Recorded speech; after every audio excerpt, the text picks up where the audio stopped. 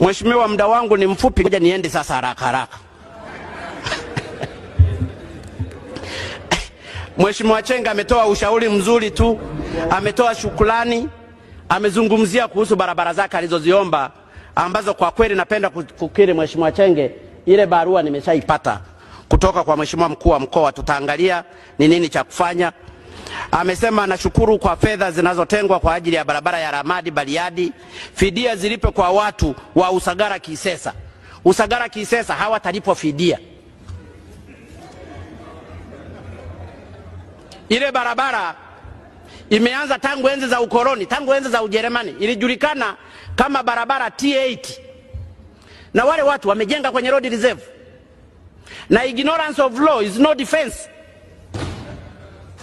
Kama wanaonewa waende mahakamani. Na bahati nzuri sisi tumeshawahi kupelekwa mahakamani. Tulipobomoa nyumba kwa nyumba za Ubungo kwenda Kimara, tulipelekwa mahakamani. Na kesi hiyo ni ilikuwa na kesi ya Baus and Others, kesi namba 39. Na aliyoisimamia alikuwa Mheshimiwa AG hapa.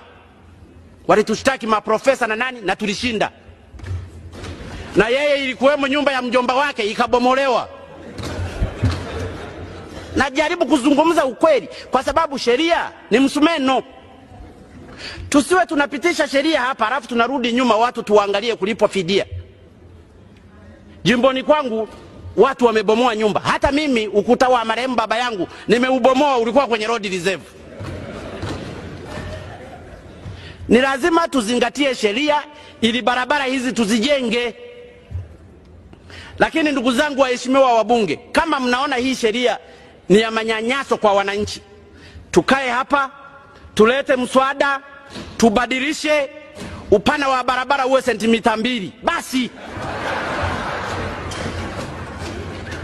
Na sisi tutaanza kutekeleza kwamba upana wa barabara kuanzia leo ni sentimita 2. Lakini kama mmepitisha wenyewe hiyo sheria,